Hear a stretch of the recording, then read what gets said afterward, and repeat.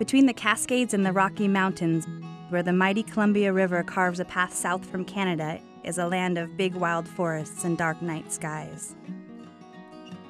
It's one of the best places in the Pacific Northwest to see wildlife, from birds to bighorns to bears, and an unspoiled outback for adventure, where the spirit of wilderness lives on.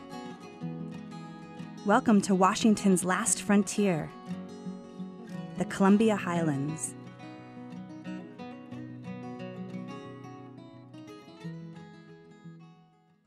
Far from the fast pace of Puget Sound's urban centers, the remote northeast corner of Washington is a step back in time to simpler days.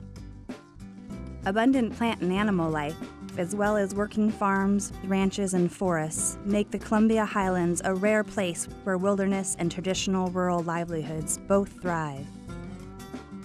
In the Kettle River Range on the Colville National Forest, local residents have long fought to protect wild areas and roadless forests.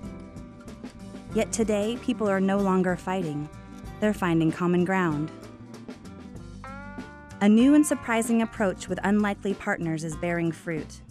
People of all stripes, from conservation, timber, recreation, ranching, and Native American backgrounds, have forged a novel plan for the Colville National Forest that balances protecting new wilderness with sustaining timber jobs, trails, and ranching lands. It's a plan whose time has come.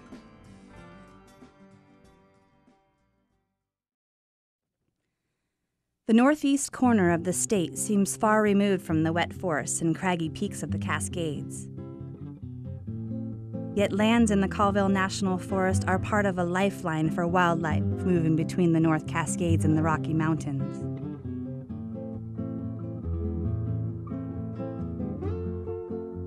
Here at the town of Republic, gateway to the Kettle River Range, solitude and adventure come with the territory. The surrounding Colville National Forest contains one of the largest blocks of unprotected forest and meadow in the Northwest. In the Kettle River Range, 10 distinct but closely connected areas have no roads at all, providing critical habitat for roaming wildlife. From the open high country of Twin Sisters and the Kettle Crest to the giant ponderosa pines of 13 Mile Canyon, the area offers a safe haven for wildlife. Farther east in the Selkirk Mountains is a second block of roadless wildlands, part of the westernmost arm of the Rockies. Only one portion, the Salmo-Priest wilderness, is fully protected today. Northeastern Washington's only designated wilderness, the Salmo-Priest, amounts to just 40,000 of the state's total 4 million acres of designated wilderness. Each of these wild forests in the Kettle River Range and Selkirk Mountains are special and beautiful. These are the wild places we love. We'd like to show them to you in the hopes that you'll love them too.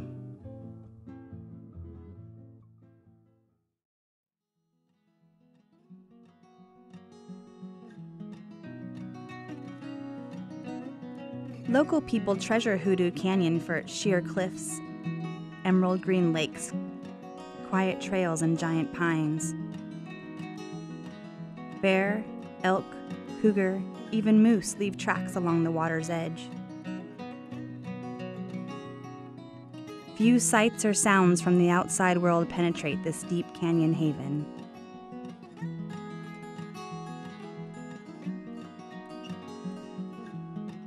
Twin Sisters, named for its two most prominent peaks, is a stone's throw away to those enjoying wilderness views on the Kettle Crest Trail.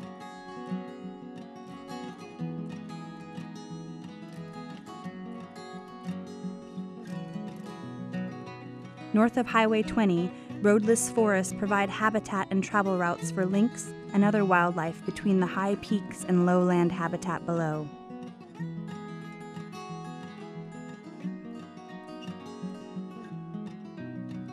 For hikers in search of adventure, the quiet and solitude of the Kettle Crest Trail is intoxicating. The 45-mile-long trail winds through meadows of lupin and sagebrush along peaks 7,000 feet high.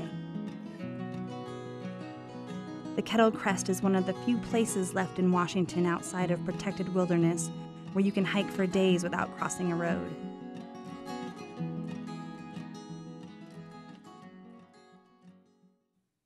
Sherman Pass, the highest in Washington state, is a jumping-off point for classic wilderness hikes along the Kettle Crest Trail. Whether exploring by horseback, on foot, or on skis, people cherish the remoteness of the wild peaks and trails south of Sherman Pass. So do wildlife. Black bears and mule deer roam these mountains, and signs of lynx and wolverine are on the rise. Much of the area has recovered naturally following a wildfire. Fire-carved snags provide nesting holes and insects for birds like the white-headed woodpecker and the magnificent great gray owl.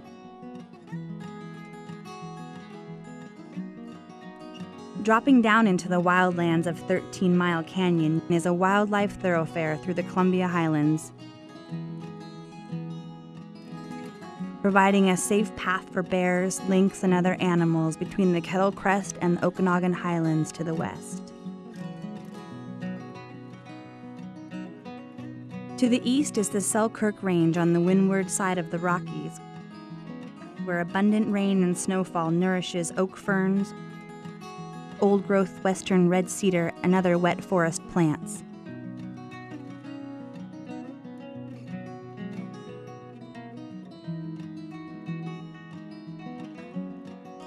The high granite peaks of Abercrombie-Hooknose Mountains are stepping stones for wildlife across the Columbia Highlands.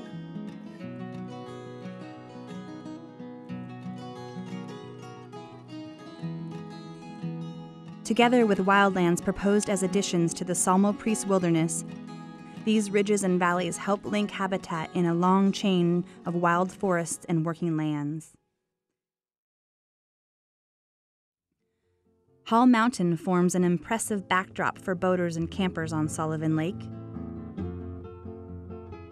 Rugged terrain and steep trails rise to summit vistas traversed by hikers, bighorn sheep, and the occasional grizzly bear and caribou. Trails along winding ridge lines connect to Grassy Top Mountain. Farther south, the ecologically rich bunchgrass meadows feature a rare bog and species of endangered dragonflies.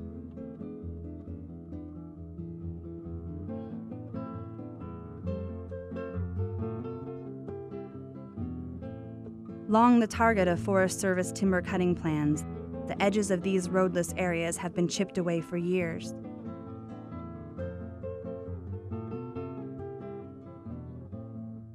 Official roadless areas enjoy some protection these days, but that protection is both uncertain and incomplete. Off-road vehicles are not barred from roadless areas, and logging can occur under some circumstances. What these areas need is full wilderness protection.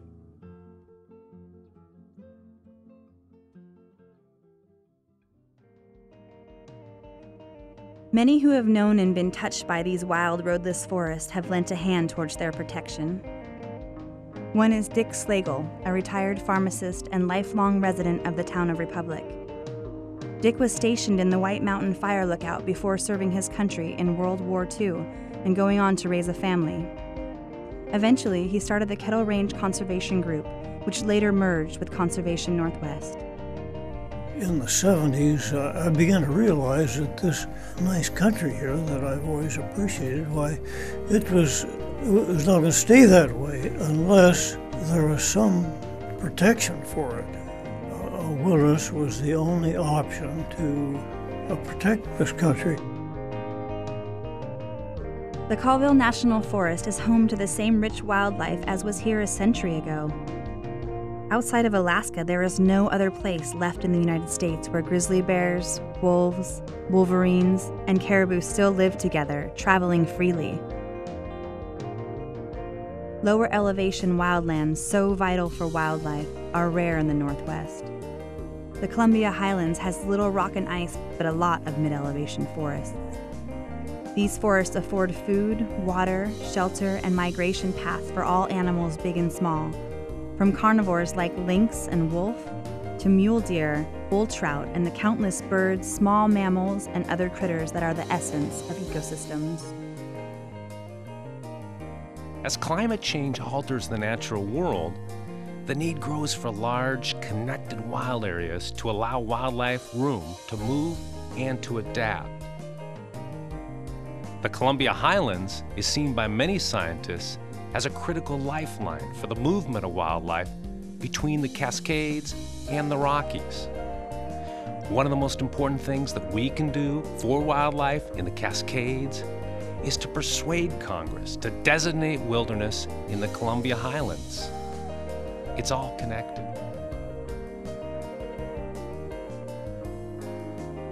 There are trails in the Columbia Highlands where you can walk for many miles and many days and never see a soul, where the quiet and solitude is palpable. This is the wilderness that people like Ferry County resident Steve Anthus cherish most of all. There aren't a lot of places in eastern Washington where you can be on a trail, look north and see the snow-covered Canadian Rockies, look over to the west and see the Cascade Mountains, look over to the east and see the Selkirk Mountains. That is incredible. Washington State is known for conserving our best and most beautiful lands as parks and wilderness. Yet today, less than 1% of all designated wilderness in Washington is found in the Columbia Highlands.